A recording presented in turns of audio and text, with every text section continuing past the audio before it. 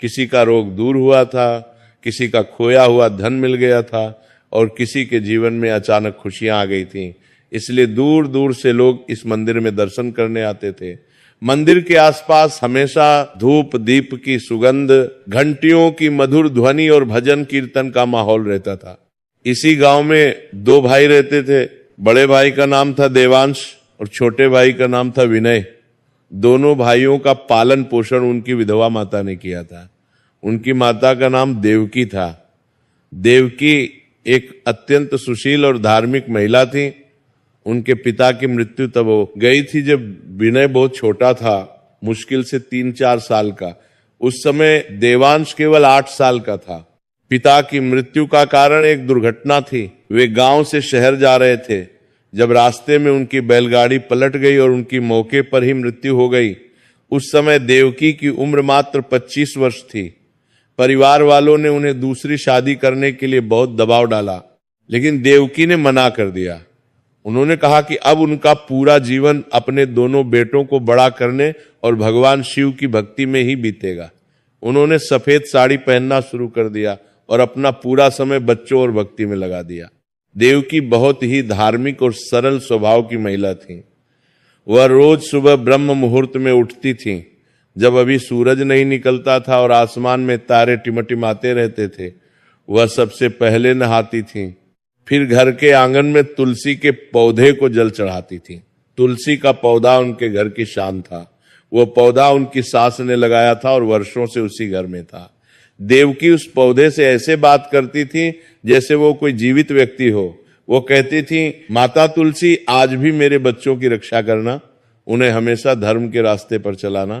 तुलसी को जल चढ़ाने के बाद वह शिव मंदिर जाती थी। वह हर रोज मंदिर जाती थी, चाहे बारिश हो, धूप हो, सर्दी हो या गर्मी। उनके हाथ में एक छोटी सी थाली होती थी जिसमें बेलपत्र, फूल, धूप, दिया और थोड़ा सा दूध होता था। वो मंदिर पहुंचती थी तो सबसे पहले घंटा बजाती थी और फिर शिवलिंग के सामने बैठ जाती थी। वो कभी कभी घंटों वहां बैठी रहती थी।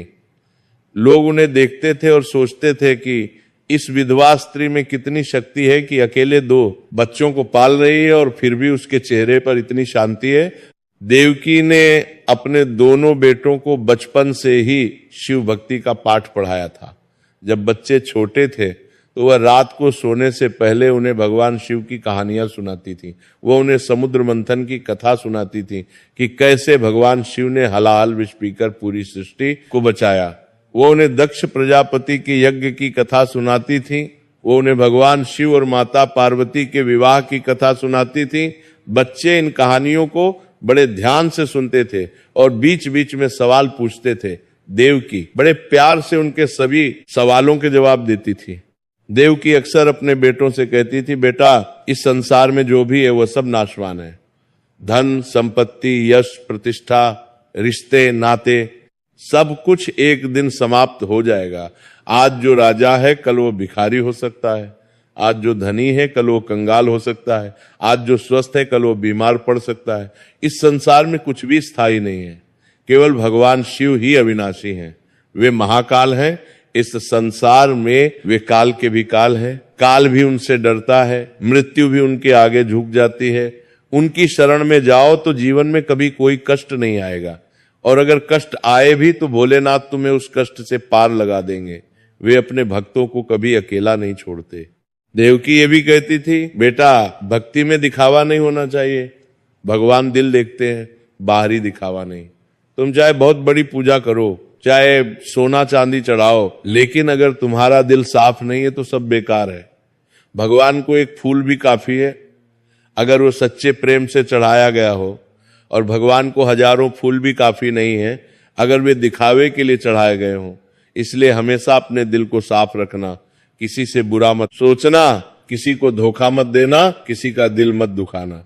यही सच्ची भक्ति है। देवांश और विनय दोनों ही अपनी माँ की बातों को सुनते थे। बचपन में दोनों साथ साथ खेलते थे, साथ साथ मंदिर जाते थे, साथ साथ पढ़ते थे। गांव के लोग देखते थे और कहते थे कि देवकी ने अपने बच्चों को बहुत अच्छे संस्कार दिए हैं। दोनों बच्चे बहुत विनम्र हैं, सबका आदर करते हैं, बड़ों के पैर छूते हैं, छोटों से प्यार करते हैं। लेकिन जैसे जैसे